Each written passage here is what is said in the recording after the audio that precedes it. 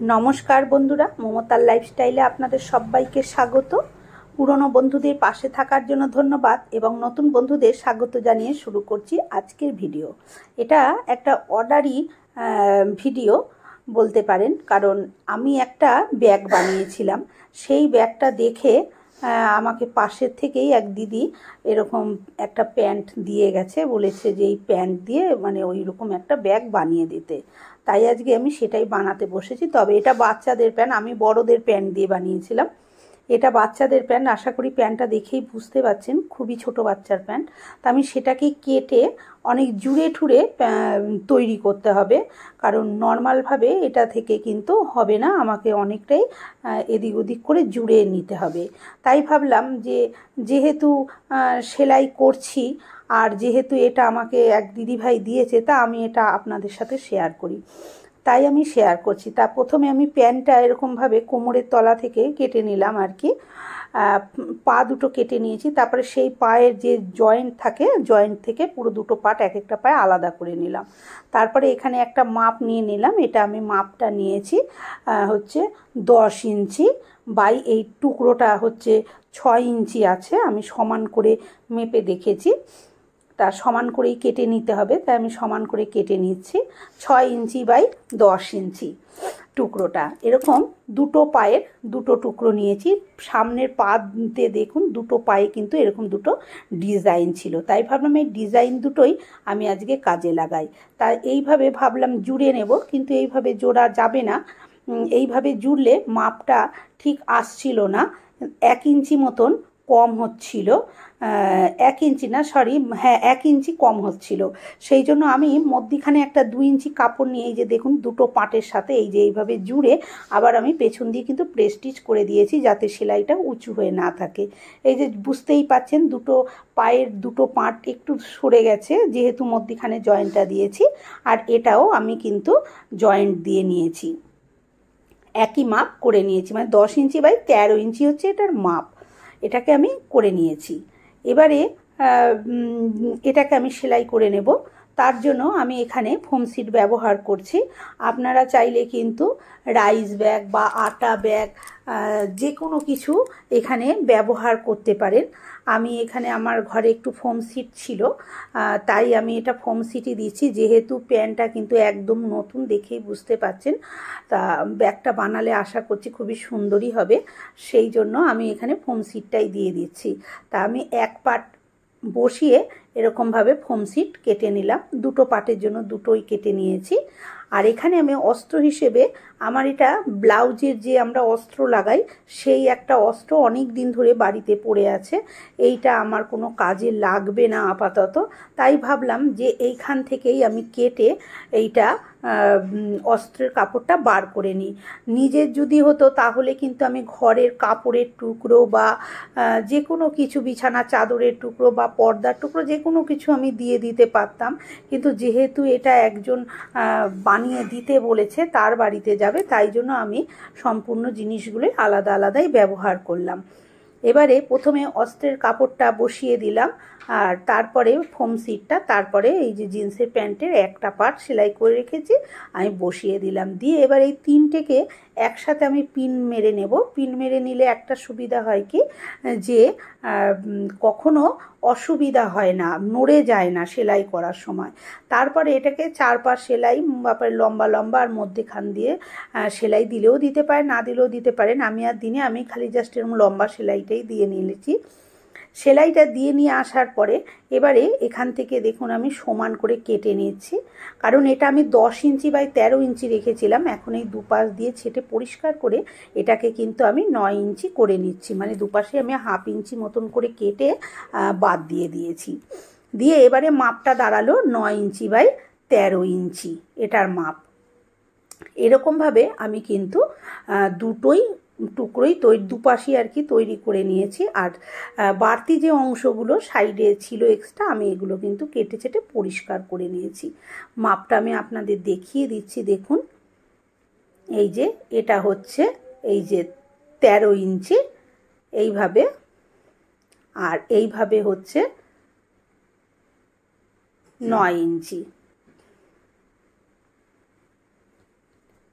তিন পাশেই আমি মাপটা করে দেখে নিচ্ছি, তার কারণ এই প্যান্টটা কিন্তু স্ট্রেচেবল প্যান্ট, সেলাই করার সময় প্রচুর বেড়ে যাচ্ছে, সেই জন্য আমি মাপটা তিন পাশেই ভালো করে দেখিয়ে দিলাম। সেলাই করার সময় উল্টো পিঠ করে সেলাই করবেন, তাহলে কিন্তু প্যান্টের কাপড়টা বাড়বে না।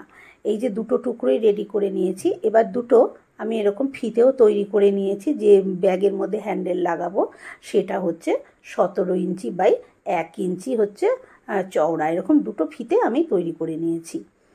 ওই প্যান্টের কাপড় দিয়ে তৈরি করে নিয়েছি, এর ভিতরে কিন্তু কোনো রকম ফোম সিট কিছু দিইনি, শুধু প্যান্টের কাপড়ই দুভাঁজ করে সেলাই করে নিয়েছি। জিন্সের প্যান্ট তো এমনিই মোটা। তারপরে একটা পাটকে আমি এরকমভাবে মধ্যিখান দিয়ে ভাঁজ দিয়ে দিলাম, ঠিক সেন্টার পয়েন্টটা আমি বার করে নিয়ে সেন্টার পয়েন্টে ফিতা রেখে ওই দিকে 2.5 ইঞ্চি আর এই দিকে 2.5 ইঞ্চিতে দাগ দিয়ে দিয়েছি। দিয়ে এবারে আমি এখানে যে বেলটা এইভাবে লাগিয়ে, দেখুন সোজা পাটে বেলটা কিন্তু ভেতর দিকে আমি দিয়েছি, দিয়ে কিন্তু এইভাবে সেলাইটা দিয়ে দেব। এই যে দুটো পাটেই কিন্তু আমি এই ফিতে বসিয়ে ফিতেটাকে কিন্তু সেলাই করে নিয়েছি। এবারে আমি চেন লাগিয়ে নেব। যে পাটটা আমার সামনের দিকে থাকবে, এই যে ডিজাইনওয়ালা পাটটা আমি নিয়েছি, সেই দিকটা যেহেতু 13 ইঞ্চি এটা হচ্ছে চওড়াটা, তা আমি এরকমভাবে এটাকে একটা 14 ইঞ্চি মাপ করে চেন নিয়ে নিয়েছি। নিয়ে যে পাটটার মধ্যে চেনটা বসাচ্ছি, সোজা পাটে চেনটা আমি উল্টো করে বসিয়ে দিয়েছি। তারপরে আবার এইভাবে বেলটাকে এদিকে ঘুরিয়ে নিয়ে এসে বেল্টের ঠিক পেছন দিয়ে এইভাবে কিন্তু আমি টপ স্টিচটা দিয়ে দিচ্ছি। এই যে দেখুন টপ স্টিচ দিয়ে দিয়েছি। আপনারা চাইলে একখানা প্রেস্টিজও করে দিতে পারেন, তবে আমি প্রেস্টিজটা করেই দেবো, তাহলে কিন্তু এটা খুব সুন্দরভাবে বসে যাবে। আর এই যে হ্যান্ডেলটা কিন্তু এই যে সামনের দিকে এলো। এবারে যে আর একটা পাট আছে সেটাকেও ঠিক ওই চেনটার উপরে এইভাবে উল্টো করে বসিয়ে দেবো। এখন কিন্তু এদিকে চেনটা কিন্তু এখন সোজা হয়ে আছে, সোজার ওপরে এই পাটটাকে উল্টো করে বসিয়ে সেলাই করে দেব। সেলাই করে দিয়েছি। তারপরে এটাকে আবার ওই হ্যান্ডেলটা মানে ফিতেটা ওই দিকে করে নিয়ে, এই যে এইভাবে করে নিয়ে এইখান দিয়েও কিন্তু আবার আমি টপ স্টিচটা দিয়ে দেবো, আর ভেতর দিকে উল্টো দিকে করে প্রেস স্টিচও করে দেবো। এবারে মধ্যিখানে রানারটাকে লাগিয়ে দেবো। চেনের রানারটা লাগানো নেই, রানারটা লাগিয়ে দেব। লাগিয়ে দিয়ে এই দুটো পাশ এইভাবে আমি সেলাই করে নেব। দুটো পাশ আমি সেলাই করে নিয়ে চলে এসেছি। এবার যে চেনের যে একটু বাড়তি অংশ আছে সেই অংশটুকু আমি কেটে দেব, কারণ আমি একটু বাড়তি অংশ করেই নিয়েছি 1 ইঞ্চি মতন, তাতে কিন্তু চেন পরাতে সুবিধা হয়। চেন পরানোর সময় অনেকেরই চেন কম বেশি হয়ে যায়, একটু বাড়তি চেন নিলে কিন্তু সেটা হবে না। এবারে দুপাশটা যে সেলাই করেছি সেই দুপাশটা আমি অস্ত্রের কাপড় দিয়ে এইভাবে নিয়ে আমি এটাকে পট্টিটা লাগিয়ে দেবো, বা পাইপিং আপনারা যাই বলেন, তাহলে আর সেলাইটাও দেখা যাবে না, ফোম সিট কিছুই দেখা যাবে না, সুতো খোলার কোনো ভয় নেই। দেখুন আমি এই যে সেলাইটা করে নিয়ে এসেছি, খুব সুন্দরভাবে আমি পাইপিংটা লাগিয়ে দিয়েছি। এবারে আমি নিচের দিকটা কিন্তু ফাঁকা আছে আর ওপর দিকটা কিন্তু চেন লাগানো আছে। এবার তার জন্য লাগবে আমার আরও একটা টুকরো তৈরি করতে। তার জন্য আমি এরকম একটা টুকরো নিয়ে নিয়েছি, এর মাপ হচ্ছে 9 ইঞ্চি লম্বা, আর এটা চওড়া হচ্ছে 4 ইঞ্চি। এরকম একটা টুকরো নিয়ে নিয়েছি, আমি প্যান্টেরই টুকরো নিয়েছি, তার উপরে একটা ফোম সিট দিয়ে দিলাম, দিয়ে তার উপরে আবার এরকম একটা জিন্সের প্যান্টের টুকরো লাগিয়ে দিলাম, দিয়ে আবার চারপাশে সেলাই করে লম্বা লম্বা চওড়া চওড়া। এটাতে কিন্তু লম্বা চওড়া দুরকম সেলাই দিতে হবে, যেহেতু এটা নিচের দিকে ব্যাগে বসবে সেহেতু, তাহলে এটা কিন্তু খুব সুন্দরভাবে পুক্তভাবে হয়ে যাবে।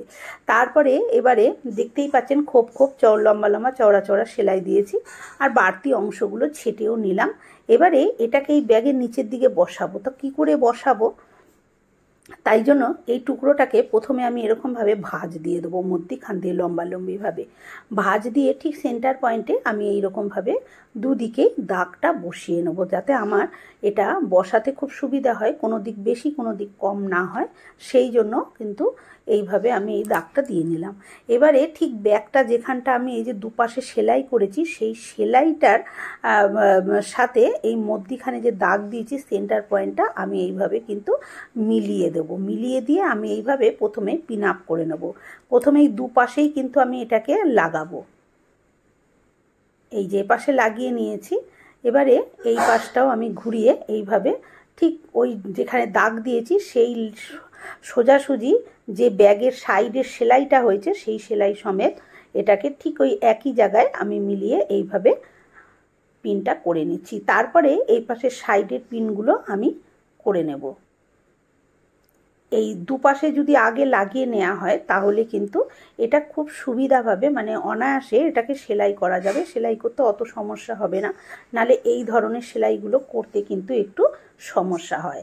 আর নিচের দিকে যে পাটটা আমি জুড়ছি এখন ব্যাগটার সাথে, সেই পাটের যে চারটে কোনা একটু কোনাচে মতন আছে, সেটাকে আমি সামান্য একটু রাউন্ড করে দেবো যাতে এর সাথে সেলাই করতে খুব সুবিধা হয়। এই যে দেখুন, এবার আমি 4-5টা সেলাই করে নিয়ে এসেছি। সেলাই করার পরে আমি প্রথমে পিনগুলো খুলে নিচ্ছি। আর পিনগুলো বন্ধুরা একদম ধার দিয়ে লাগাবেন না, বেশ একটু ভেতর দিকে লাগাবেন, তাতে ব্যাগটা কিন্তু ধরে সেলাই করতে অনেকটাই সুবিধা হবে। এবারে যে সাইডের ফাঁকা জায়গাগুলো দেখা যাচ্ছে যেখানটা সেলাই করেছি, সেখানটাও এই এরকমভাবে আমি পাইপিং লাগিয়ে দেবো। যেরকমভাবে ব্যাগের ধারটা লাগিয়ে দিয়েছি সেরকমভাবে এই যে এরকমভাবে চারদিকেই আমি কিন্তু এইভাবে পাইপিংটা লাগিয়ে দেবো। তাহলে আর কোনো রকম সেলাইও দেখা যাবে না, ধাগাও দেখা যাবে না, খুব সুন্দর লাগবে দেখতে। ভেতরটাও মানে কোনো রকম খিঁচ থাকবে না, আর সুতো খোলারও ভয় নেই। এই যে দেখুন আমি ভেতরটা সেলাই করে নিয়ে এসেছি, কত সুন্দর লাগছে দেখতে। আর এটা যেহেতু লম্বা লম্বা চওড়া চওড়া খোপ খোপ সেলাই দেওয়ার কারণে ওটা বেশ পুক্তও হয়েছে নিচের দিকটা। এবার আমি ব্যাগটা সোজা করে আপনাদেরকে দেখাচ্ছি যে ব্যাগটা কত সুন্দর হয়েছে। যে দিদিভাই ব্যাগটা বানাতে দিয়েছে, দিদিভাই তো ব্যাগটা দেখেছে, ব্যাগটা দেখে তো খুব খুশি। আর যেহেতু ব্যাগের দুটো পায়ের যে ডিজাইনটা ছিল আমি কেটে ওই দুটোকে সামনের দিকে দিয়ে দিয়েছি প্যান্টে, মানে ব্যাগটার প্যান্টের যে সামনের টুকরোটা ডিজাইনটা, সেহেতু ব্যাগটা কিন্তু আরও সুন্দর লাগছে দেখতে, মনে হচ্ছে একদম দোকান থেকেই কেনা ব্যাগ। দেখুন ঘরে থাকা উপকরণ দিয়ে বা ঘরে থাকা এরকম একটা পরে থাকা জিন্সের প্যান্ট দিয়ে কত সুন্দর কিন্তু আমি এরকম একটা ব্যাগ তৈরি করে নিয়েছি। ভিডিওটা কেমন লাগলো কমেন্ট করে অবশ্যই জানাবেন। নতুন বন্ধু হয়ে থাকলে চ্যানেলটা সাবস্ক্রাইব করে নেওয়ার অনুরোধ রইল। পাশে থাকা বেল আইকনটা অবশ্যই প্রেস করবেন, কারণ আমি যখনই কোনো নিত্য নতুন ভিডিও শেয়ার করব নোটিফিকেশন আপনাদের কাছে পৌঁছে যাবে সবার আগে। দেখুন ভেতরটা এরকম হয়েছে, আর কতটা ভেতরে জায়গা, আর নিচেটা চওড়া হওয়ার কারণে জলের বোতলও নেওয়া যাবে। আজকের মতন এই পর্যন্ত, ভালো থাকবে।